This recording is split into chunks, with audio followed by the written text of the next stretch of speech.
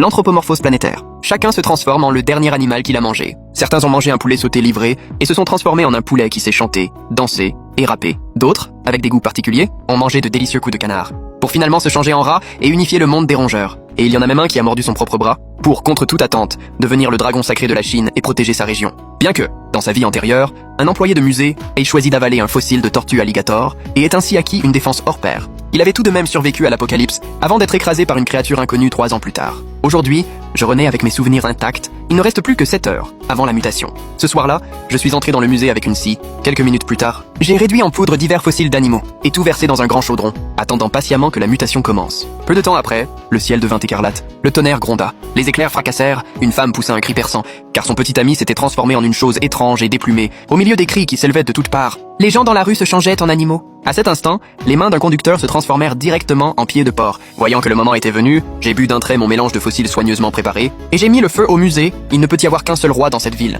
Peu après, mon visage s'empourpra, mon corps commença à grandir, enveloppé de fumée blanche, tandis que mes vêtements se déchiraient. Une créature de 4 mètres de haut et de 10 mètres de long commença à émerger. Peu après, un rugissement retentit dans tout le musée. J'avais réussi ma transformation en Tyrannosaure Rex. Un panneau apparut alors dans mon esprit, affichant mes différentes caractéristiques et une force de morsure pouvant atteindre 8 tonnes. J'admirais mon reflet dans la vitre, surtout quand je découvrais mes 60 dents acérées en souriant. C'est tellement mieux que la tortue alligator de ma vie antérieure. Après cette contemplation, je décidai de rentrer chez moi pour retrouver ma petite sœur. Mais je n'avais pas encore franchi la porte du musée qu'une voix familière m'interpella. C'était le directeur du musée, celui qui était devenu le T-Rex dans la vie antérieure. À cet instant, il me braquait avec un fusil et me dit « Tu as utilisé mon fossile de T-Rex ? Tu vas me le payer. » À peine avait-il fini sa phrase, qu'un nuage de fumée blanche apparut soudainement, puis un cochon se matérialisa devant moi. À cette vue, j'arborais un sourire moqueur. Je n'aurais pas cru qu'à l'approche de l'apocalypse, tu penserais encore à manger du porc ? À cet instant, le directeur sentit des milliers de lamas intérieurs lui traverser l'esprit. Il devait maintenant baisser la tête et supplier sans cesse, jurant même qu'il me serait loyal à l'avenir. Je ne trouvais cela que risible. Lui qui d'habitude me rendait la vie si dure, maintenant il rampait devant moi.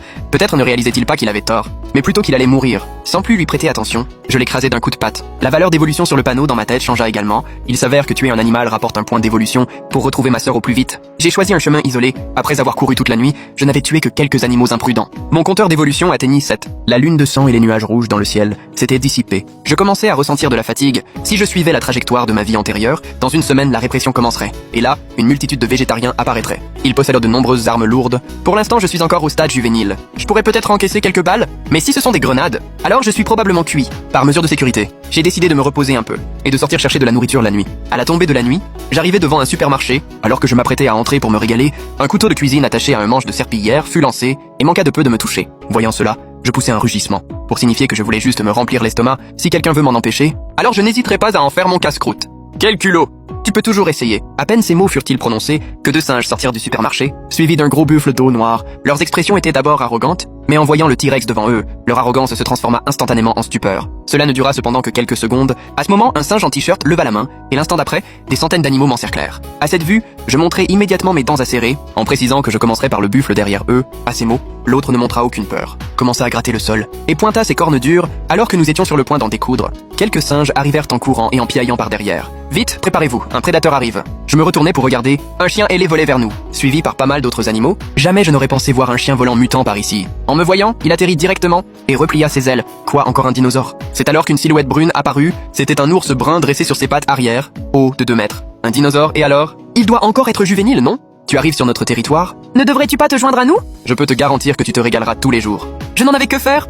Ma priorité était de retrouver ma sœur. Je refusais donc catégoriquement et le menaçais. Si vous essayez de m'en empêcher, je ne serais pas contre l'idée de goûter à de la pâte d'ours. À ces mots, les animaux derrière l'ours se mirent à montrer les dents, lui signifiant qu'arrivés sur leur territoire, ils ne pourraient pas en repartir indemnes. Puis, 7 ou 8 chiens de chasse chargèrent et se mirent à mordre mes pattes. Soudain, boum! 2 chiens furent écrasés. Puis, je balançai ma queue, réduisant en bouillie les chiens restants, et pour augmenter ma valeur d'évolution, j'avalai tous les chiens morts. À cette vue, l'ours brun brandit ses immenses pattes et courut vers moi. Je me retournai pour utiliser à nouveau ma queue. Boum! Ma queue fut bloquée par l'ours. Ce coup avait pourtant une force de 4 tonnes. Après avoir bloqué, l'ours prit confiance. Certes, tu es un T-Rex, mais il y a une différence fondamentale entre un juvénile et un adulte. Mes pattes d'ours, elles, ont une force de 6 tonnes. À ces mots, j'éclatai de rire. Il y a un fossé entre les espèces. Puis je me retournai, ouvris grand la gueule et tentai de mordre l'ours. Mais l'ours se baissa simplement, puis bondit soudainement. comme un uppercut. Il me frappa en plein sous le menton, le coup m'étourdit. J'eus l'impression que ma tête avait légèrement dévié. Puis, les animaux du clan de l'ours commencèrent à l'encourager. Tu ne sais donc pas qu'avant sa transformation, notre chef était un champion de combat réputé? Chef, domptez ce dinosaure! Cette ville sera à nous! L'ours brun se releva alors et ricana. Vous avez tous vu King Kong? Je vais vous montrer la version réelle. Je vais ouvrir la gueule de ce T-Rex et lui briser la mâchoire. J'avais perdu patience à ce moment-là. Je me jetai sur lui, gueule ouverte. En tant que prédateur suprême, ma vitesse n'avait rien à voir avec celle d'un ours. Ayant eu un léger avantage, il eut l'audace de tenter de maintenir ma gueule ouverte avec ses pattes. Mes yeux étaient emplis de dérision à cet instant. Vouloir imiter King Kong contre le dinosaure. Dommage que tu ne sois qu'un ours brun. Crac! Le sang gicla. L'ours hurla de douleur. Ses deux pattes furent sectionnées net, et je les mâchais comme des bâtonnets épicés. Comment est-ce possible? Je suis au stade de croissance. La force de mes pattes est de 6 tonnes. C'est donc ça, la différence d'espèce? L'ours brun comprit enfin. Se dressa et tenta de fuir. Mais comment aurais-je pu laisser partir cette belle proie? Je me baissai immédiatement, puis bondis, une patte en avant, et l'écrasai au sol. J'enfonçai lentement mes griffes dans son corps. Puis d'un mouvement vers le bas, je l'éventrai. Après un dernier cri, l'ours n'était plus qu'un souffle. D'un coup sec, j'achevai sa vie, et ma valeur de purification atteignit 114 points. Sans m'attarder, je repris ma route à la recherche de ma sœur. Après une nouvelle nuit de course, je n'étais plus qu'à 40 km de ma ville natale, Changfeng. Le jour s'était levé. Je me cachais dans un bois. Soudain, je remarquai des convois militaires qui roulaient lentement sur la route, suivis par quelques chars. Je ne pouvais pas rester ici. Il fallait que je contourne, mais alors que je me levais pour partir dans la direction opposée, mon immense corps fit bruisser les arbres environnants, ce qui révéla ma position. Les mitrailleuses se mirent à crépiter, des éclats de bois et de terre volèrent,